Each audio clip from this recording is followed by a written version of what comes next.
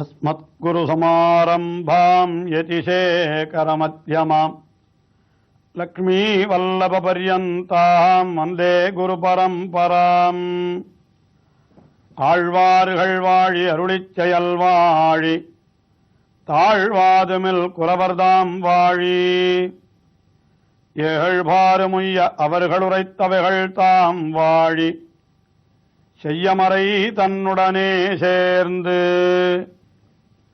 அஞ்சு குடிக்கொரு சந்ததியாய் ஆழ்வார்கள் தம் செயலை விஞ்சி நிற்கும் தன்னையளாய் பிஞ்சாய்ப் பழுத்தாளையாண்டாளை பத்தியுடன் நாளும் வழுத்தாய் மனமே மகிழ்ந்து. பெரியாழ்வாருடைய திருக்குமாரியாக வளர்ந்த ஆண்டாள் பெரியாழ்வாராலே கண்ணபிரானுடைய சரித்திரமெல்லாம் எடுத்துரைக்க கேட்டு அந்த கண்ணபிரானையே தான் மணவாளனாக அடைய வேணும் என்று அவள் பாரித்து கிடந்தாள். உடனே கண்ணனை அடையப்பெறாத வருத்தத்தை ஆற்றிக் கொள்வதற்காக அவள் பாவை நோன்பு நோற்றாள் என்று அதுதான் திருப்பாவை என்கிற திவ்ய பிரபந்தமாக விரிந்தது. தன்னை ஒரு கோபிகையாக பாவித்துக் கொண்டு ஒரு காலத்திலே கோபிகைகள் எல்லாம் அழ வேண்டி ஒரு நோன்பு நோற்றார்கள். அந்த நோன்பை தானும் நோர்க்கும் விதமாக அப்படி அந்த திருப்பாவை என்கிற திவ்ய பிரபந்தத்தை அருளி செய்தவள். அதனுடைய முடிவிலே அவள் என்ன அருளி செய்தாள் என்னால், உந்தன்னோடு உத்தோமேயாவோம், உனக்கே நாம் ஆட்செய்வோம், மற்றெனங்காமங்கள் மாற்று என்று கண்ணபிரானுடைய திருவடிகளையே சரணமாக பற்றி அவனையே தான் அடையும் பேராகவும் அவள் கேட்டாள். அதாவது உபாயமும் உபேயமும் அவனே என்பதை நன்றாக உறுதியாக காட்டினாள். அதாவது அடையப்படுபவன் யார் என்றால் அந்த பகவான் தான். அவனுக்கு நாம் செய்யும் தொண்டுதான் நாம் அடைய வேண்டிய பயன். அப்படிப்பட்ட தொண்டையும் கூட எத்தாலே நாம் அடையலாம் என்றால் அவனுடைய அருளாலே தான் அடையலாம்.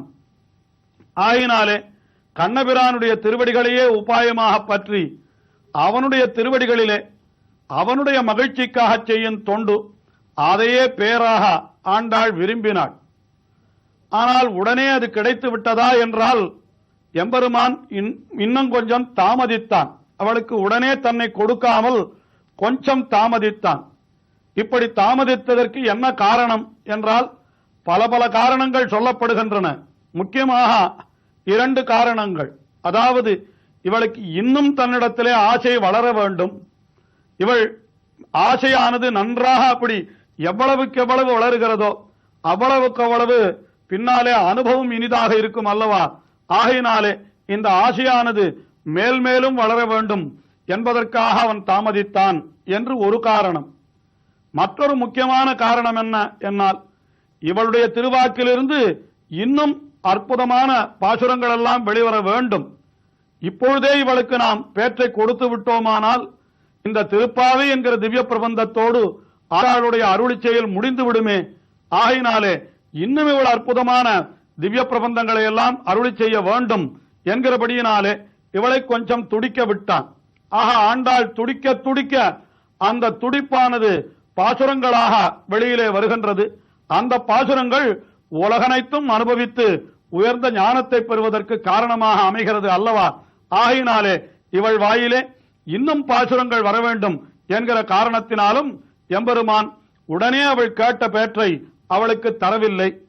உடனே அவள் மேலே தொடர்ந்து தன்னுடைய துடிப்பை வெளியிடும் விதமாக பல பல பாசுரங்களை அருளி செய்கின்றாள். அதுதான் நாச்சியார் திருமொழி என்கின்ற திவ்ய பிரபந்தமாக விரிகிறது. 4000 திவ்ய பிரபந்தத்திலே நாதமுனிகள் அமைத்த அமைப்பு. அந்த அமைப்பிலே முதலாயிரத்திலே பெரியாழ்வார் அருளி செய்த திருப்பல்லாண்டு முதல் திவ்ய பிரபந்தமாக, அடுத்தபடியாக பெரியாழ்வார் அருளி செய்த பெரியாழ்வார் திருமொழி என்கின்ற திவ்ய பிரபந்தம், அது முதல் 2 திவ்ய பிரபந்தங்கள் அமைந்திருக்கின்றன. அடுத்தபடி மூன்றாவதாக பெரியாழ்வாருடைய திருக்குமாரியான ஆண்டாள் அவள் அருளி செய்த திருப்பாவை, அதற்கு பிறகு அவள் அருளி செய்த நாச்சியார் திருமொழி என்கிற திவ்ய பிரபந்தம் 4வது திவ்ய பிரபந்தமாக அமைந்திருக்கிறது முதலாயிரத்தினுடைய வரிசையிலே. நாச்சியார் திருமொழி என்னால் அது நாச்சியாரான ஆண்டாள் அருளி செய்த திருவாய்மொழி, அதாவது அவளுடைய திருவாயிலிருந்து வந்த மொழி ஆகையினாலே அதற்கு நாச்சியார் திருமொழி என்கின்ற திருநாமம் அமைந்திருக்கிறது. தமிழிலே நாயன் என்ற சொல்லானது தலைவன் அல்லது எஜமானன் என்கின்ற அந்த எம்பெருமானை குறிக்கின்றது. அந்த நாயனுக்கு பெண்பால் நாய்ச்சி என்று வழங்கப்படுகின்றது.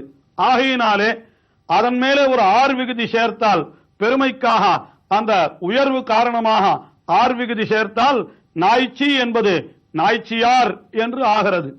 ஆக நாய்ச்சியார் திருமொழி என்பதுதான் நாம் நாச்சியார் திருமொழி என்று இப்பொழுது அதைத்தான் நாச்சியார் திருமொழி என்று வழங்கிக் கொண்டிருக்கின்றோம். இந்த நாச்சியார் திருமொழி என்கிற திவ்ய பிரபந்தம் 14 பதிகங்களை கொண்டதாக அமைந்திருக்கிறது. அதாவது 10 பாசுரங்களாக 14 திருப்பதிகங்கள் அமைந்திருக்கின்றன. ஒவ்வொன்றும் ஒரு திருமொழி என்று சொல்லப்படுகின்றது. நாச்சியார் திருமொழியிலே 14 திருமொழிகள் அமைந்திருக்கின்றன.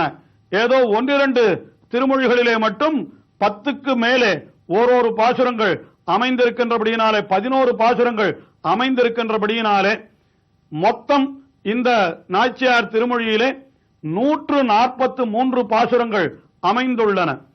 ஆண்டாளுடைய வாழி திருநாமத்திலும் 143 உரைத்தாள் வாழியே என்று அப்படி நாம் அனுசந்தித்துக் கொண்டு வருகின்றோம். ஆக திருப்பாவை 30 பாசுரங்கள், அடுத்தபடியாக 143 பாசுரங்களை கொண்ட நாச்சியார் திருமொழி என்கிற திவ்ய பிரபந்தத்தை ஆண்டாள் அருளி செய்துள்ளார். இந்த திவ்ய பிரபந்தத்திலேயும் ஒரு சில பதிகங்களிலே ஆண்டாளுக்கு அந்த கோபிகையினுடைய பாவனை ஏற்பட்டிருக்கிறது என்றே சொல்லலாம்படி பாசுரங்கள் அமைந்திருக்கின்றன.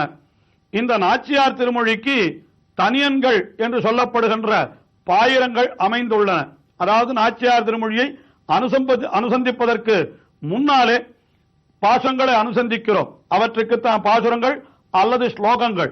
ஆனால் ஆண்டாளுடைய நாச்சியார் திருமொழிக்கு தனியனாக ஸ்லோகங்கள் எதுவும் அமையவில்லை, பாசுரங்கள் மட்டும்தான் அமைந்திருக்கின்றன என்று நாம் பார்க்கின்றோம்.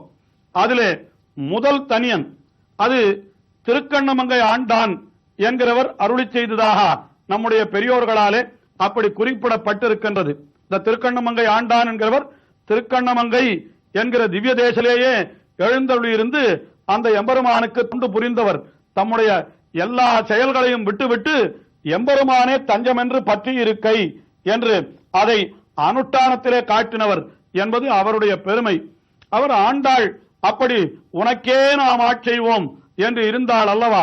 ஆயினாலே அவருடைய திவ்ய பிரபந்தத்திலே ஈடுபட்டு அவர் அருளி செய்த தனியன் அல்லினாள் தாமரை மேல் ஆரணங்கி நின்துணைவி மல்லிநாடாண்ட மடமையில் மெல்லியலாள் ஆயர் குலவேந்தன் ஆகத்தாள் தென்புதுவை வேயர் பயந்த விளக்கு. ஆண்டாள் எப்படிப்பட்டவள் என்னால் அவள் பூமி பிராட்டியினுடைய அவதாரம் இல்லையா. இன்றோ திருவாடிப்பூரம் எமக்காகவென்றோ இங்கு ஆண்டாள் அவதரித்தாள். குன்றாத வாழ்வான வைகுந்த வான்பம் தன்னை இகழ்ந்து ஆழ்வார் திருமகளாராய் என்று அப்படி பரமபதத்திலிருந்து இங்கே வந்தவள் அல்ல பூமி பிராட்டி. அவள் எப்படிப்பட்டவள் என்னால் அல்லினாள் தாமரை மேல் ஆரணங்கு என்பது பெரிய பிராட்டியாரான ஸ்ரீமகாலட்சுமியை குறிக்கின்றது. அவளுடைய இன் துணைவி என்று அவளுக்கு தோழியான இந்த பூமி பிராட்டி அவள் எப்படிப்பட்டவள் என்னால் மல்லிநாடு ஆண்ட மடமையில் என்று ஸ்ரீவில்லிபுத்தூருக்கு பக்கத்திலே இருக்கக்கூடிய நகரம், அதற்கு மல்லிநாடு என்று பெயர். அதை தன்னுடைய குணங்களாலும் அழகாலும் ஆண்டவளாம். அப்படிப்பட்ட மல்லிநாடு ஆண்ட மடமையில் மெல்லியலாள். அவள் யார் என்றால் ஆயர்குல வேந்தன் என்னால் அவன்தான் கண்ணபிரான். அவனுடைய ஆகத்தாள், அவனுடைய நெஞ்சிலே எப்பொழுதும் இருப்பவள், அல்லது ஆயர்குல வேந்தனை தன்னுடைய ஆகத்திலே நெஞ்சிலே எப்பொழுதும் கொண்டிருப்பவள். அவள் எப்படிப்பட்டவள் என்னால் தென்புதுவை வேயர் பயந்த விளக்கு என்று தென்புதுவை வேயர் குலத்திலே அவதரித்தவரான பெரியாழ்வார் அவள் அளித்த விளக்கு என்கிறார். அவர் பெற்றெடுத்த விளக்குத்தான் இந்த ஆண்டாள். விளக்கு எப்படி தன்னையும் காட்டி பிற வஸ்துக்களையும் காட்டுமோ அதே போலத்தான் ஆண்டாளும் நமக்கு தன்னையும் கொடுத்து எம்பெருமானையும் நாம் அனுபவிக்கும்படி கொடுப்பவள் ஆகினாலே அவளை விளக்கு என்றே சொல்லுகின்றார். ஆஹா, ஆயர் குலத்தினில் தோன்றும் அணி விளக்கு கண்ணபிரான், அவனுக்கு வேயர் குலத்தினே தோன்றின விளக்கு பத்தினியாக அமைந்தது மிகவும் பொருத்தமல்லவா என்று இந்த பாசுரத்திலே திருக்கண்ணமங்கை ஆண்டான் அருளி செய்கின்றார். இன்னும் ஒரு தனியனும் சில திவ்ய தேசங்களிலே அனுசந்திக்கப்பட்டு வருகிறது. அதாவது கோலச் சுரிசங்கை மாயன் செவ்வாயின் குணம் விளவும் சீலத்தினள் என்று ஆண்டாள் அந்த எம்பெருமானுடைய திருப்பவளம் எப்படி இருக்கும் என்று சங்கையை பார்த்து கருப்பூரன் நாருமோ கமலப்பூ நாருமோ என்றெல்லாம் அந்த திருச்சங்கை பார்த்து ஆண்டாள் கேட்டாளாம். அதைத்தான் செவ்வாயின் குணம் வினவும் சீலத்தினள் தென் திருமல்லி நாடி என்று மல்லி நாட்டு அதிபதியானவள். அதற்கு மேல் அவள் செழுங்குழல் மேல் மாலை தொடை தென்னரங்கற்கு ஈயும் என்று தன்னுடைய குழலிலே சூடின அந்த மாலை தொடை அந்த பூமாலையை தென்னரங்கருக்கு ஈயும் மதிப்புடைய சோலைக்கிளி என்று மதிப்புடைய சோலைக்கிளி போல அவ்வளவு அழகாக இருப்பவள்.